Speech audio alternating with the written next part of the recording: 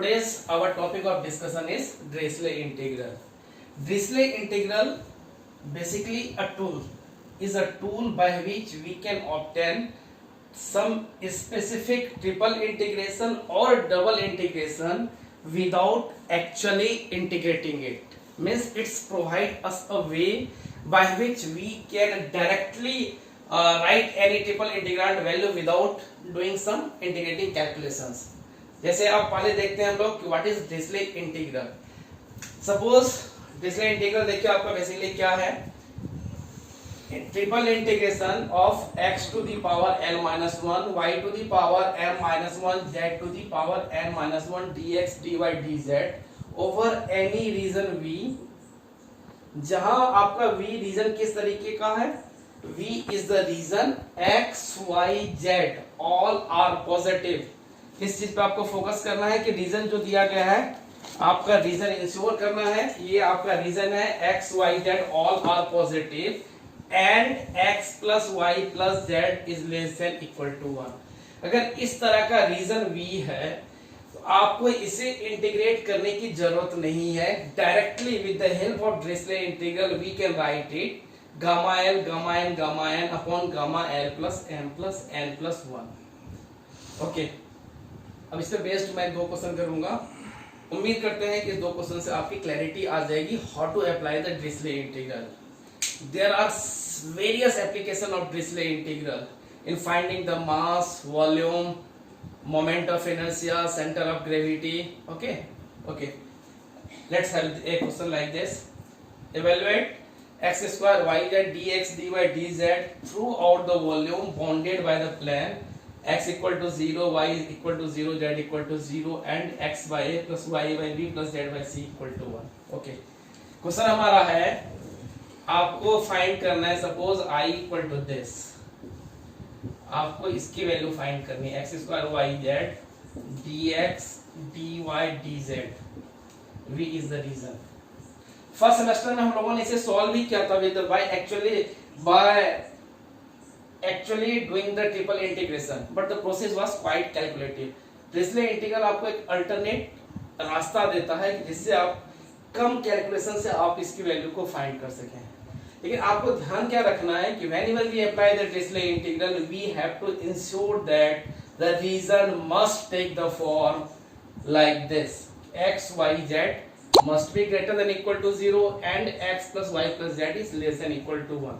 अब आप देखें कि यहाँ हमारा रीजन क्या दिया गया है. यहाँ जो रीजन है आपका इस कारण से डिस्टरबेंस हो रहा है x by a plus y by b plus z by c equal to 1. तो इसे हम कोशिश करेंगे कि हमारा रिलेशन इसके इक्विवेलेंट फॉर्म में आ जाए. इसके लिए हमारा एक मैकेनिज्म है, एक प्रोसेस है जो कह सकते हैं आप कि कोई भी आपको रीजन दिया गया उसको अगर मुझे चेंज करना है हम इसको सब्स्टिट्यूट कर देते हैं by proper substitution. Let x by a equal to u, y by b equal to v and z by c equal to w. अगर आप ऐसा सब्स्टिट्यूट करते हैं इससे देखिए आपका ये क्या कन्वर्ट होकर आ जाता है u plus v plus w, क्योंकि x by a को हमने u माना है, is equal to 1 and x y z all are equal to 0. जो आपका प्लान दिया गया है इसके आधार पर आप लिख सकते हैं u v w is greater than equal to 0 या इक्वल टू 0, तीनों 0 इक्वल होगा. ये आपका प्लान बन गया u v w. मींस अब हमारा रीजन जो है हमने नए रीजन में इसको कन्वर्ट किया जो इस कंडीशन को पूरा कर रहा है कि u v w are greater than और equal to 0 and u plus v plus w is less than equal to 1. ये कंडीशन हमारा पूरा हो गया. अब इसमें वैल्यू रख के देखें क्या क्या आता है आपके पास. x square, okay, dx dy dz की वैल्यू हम निकाल लेते हैं. यहाँ आप चेंज ऑफ वेरिएबल के कंसेप्ट को भी यूज कर सकते हैं लेकिन आपको जैकोबियन निकालना होगा.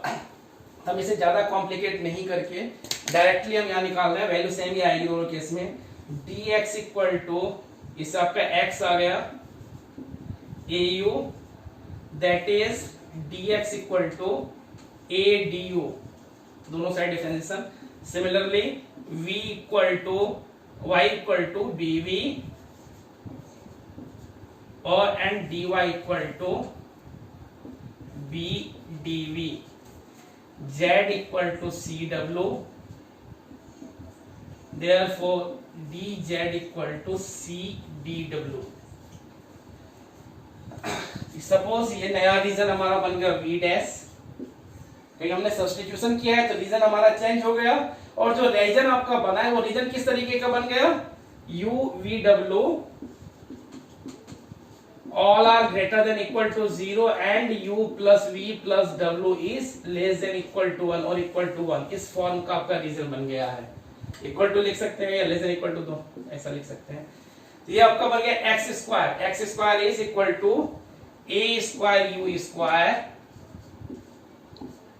y means vv, z means cw, dx dy dz, जो वैल्यू निकालना है इसे सब्स्टिट्यूट कर देते हैं, dx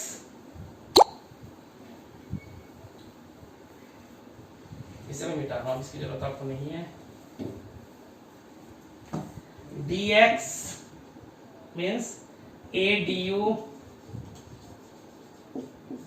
b dv and c dw। okay, therefore we can write it I equal to, इसे थोड़ा सा सिंप्लीफाई कर लें, v dash a square and a, यहां से a क्यूब बाहर कर सकते हैं आप।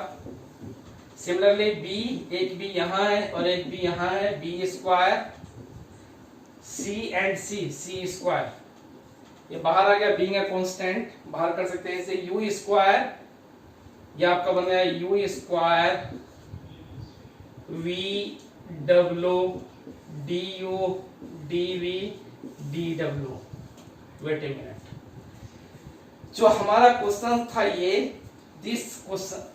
जो आपका क्वेश्चन था ये अब ट्रांसफर होकर इस फॉर्म में आ गया, where v dash is the region, v dash आपका कैसा रीजन है, जो कन्वर्टेड रीजन था, x upon a equal to u माने y upon v equal to v माने के बाद जो हमारा आया था, तो ये रीजन हमारा u v w is greater than equal to 0, u v dash is a reason like this, plus w equal to 1।